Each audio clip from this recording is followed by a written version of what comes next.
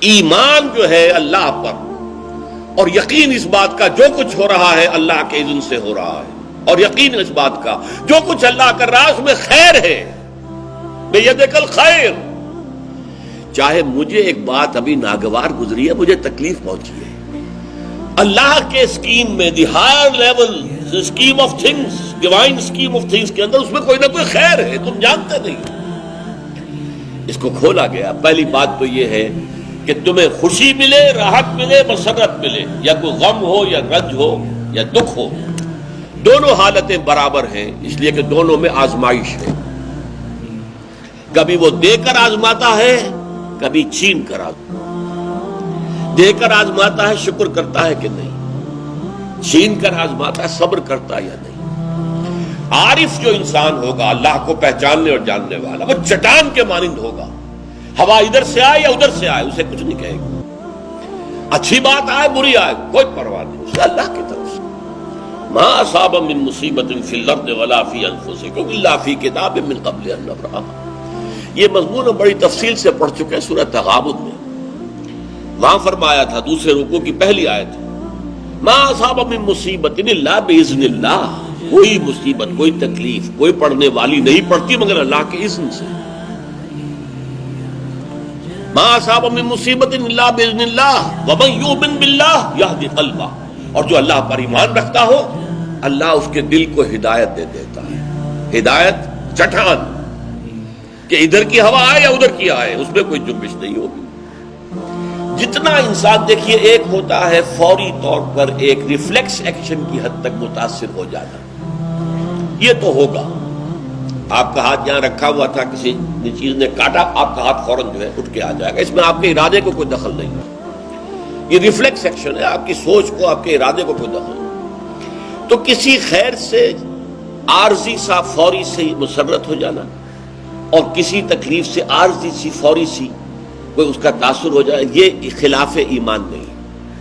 لیکن اگر یہ پینڈولم زیادہ حرکت کر رہا ہے، خوشی میں زیادہ ادھر چلا گیا، غمی میں زیادہ ادھر چلا گیا، تو جتنا اس پینڈولم کی رینج ہے اتنی ہی آپ خدا سے دور۔ اصل تو وہ چٹان ہوگی کہ جو بالکل متاثر، لیکن یہ کہ فوری سا تاثر یہ قابل معافی ہے، لیکن یہ زیادہ ادھر سے ادھر ادھر سے ادھر، خوشی ہو گئی تو اترا رہے ہیں، پھولے نہیں سما رہے، پاؤں زمین پر نہیں پڑ رہے، اور اگر غم آ گیا ہے تو بالکل مایوس ہو کر بیٹھ گئے ہیں جھاگ کی طرح، کمر ہمت ٹوٹ گئی ہے، واویلا ہے، شیون ہے، فریاد ہے، ہاں اے فلک پیر جواں تھا ابھی عارف، کیا تیرا بگڑتا جو نہ مرتا کوئی دن اور، یہ فلک ناہنجار، یہ فلک کج رفتار، اس نے ہم پہ کیا کر دیا۔ یہ ساری باتیں جو ہے یہ اللہ سے محجوب ہونے کی علامت ہے۔ اب اس میں بھی درجے ہیں کئی۔ دیکھیے پہلی بات یہ ہے کہ خوشی والی بات ہو غم والی بات ہو دونوں برابر ہیں، کیونکہ یہ بھی آزمائش وہ بھی آزمائش۔ یہ بات سورۃ الفجر میں کہی گئی بہت خوبصورت انداز میں۔ اللہ تعالیٰ نے انسان کی تھڑ دلے پن کی شکایت کرتے ہوئے، شکوہ کرتے ہوئے کہا فَأَمَّا الْإِنسَانُ إِذَا مَا ابْتَلَاهُ رَبُّهُ فَأَكْرَمَهُ وَنَعَمَهُ فَيَقُولُ رَبِّي أَكْرَمَنِ۔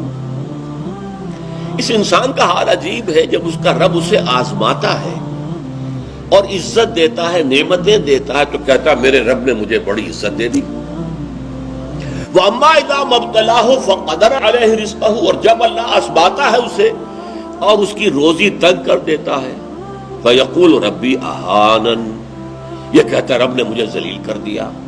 کلا، ہرگز نہیں۔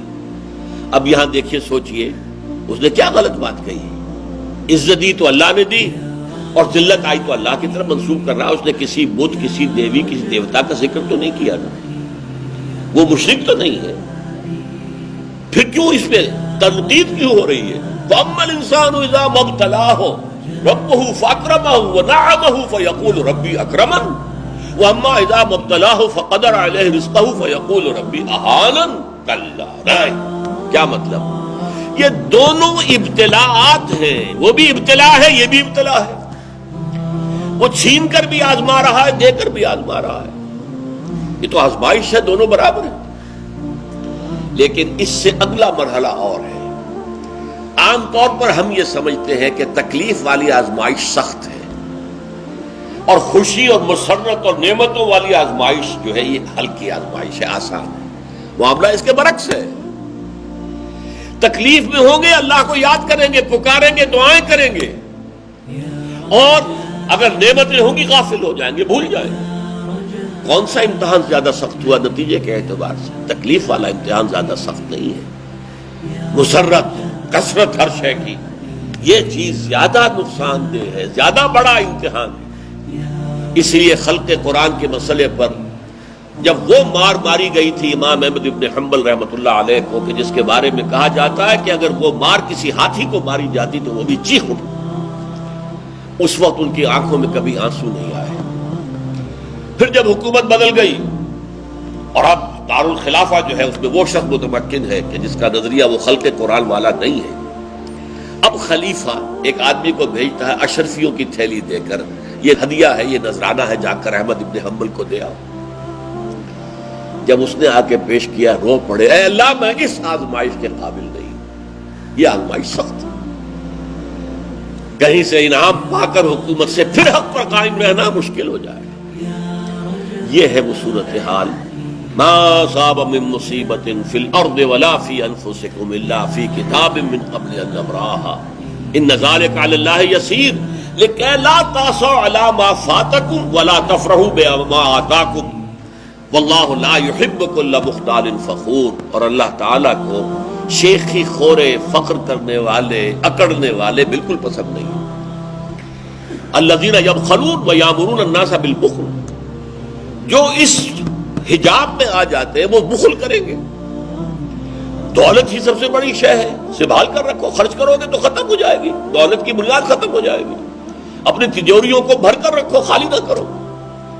اور جو شخص خود بخل کرتا ہے وہ دوسروں کو بھی بخل کا مشورہ دیتا ہے تاکہ اس کے اپنی بخیلی پر بھی پردہ پڑا رہے۔ بھائی کیا کر رہے ہو تم نے؟ دونوں ہاتھ کھلے چھوڑ دیے ہیں، تمہیں کوئی فکر نہیں ہے، تمہاری اولاد ہے، اس کے ضرورت تقاضے ہوں گے، تمہاری بچیاں ہیں، ان کے ہاتھ پیلے کرنے ہوں گے، کیا تم نے سوچا ہوا ہے؟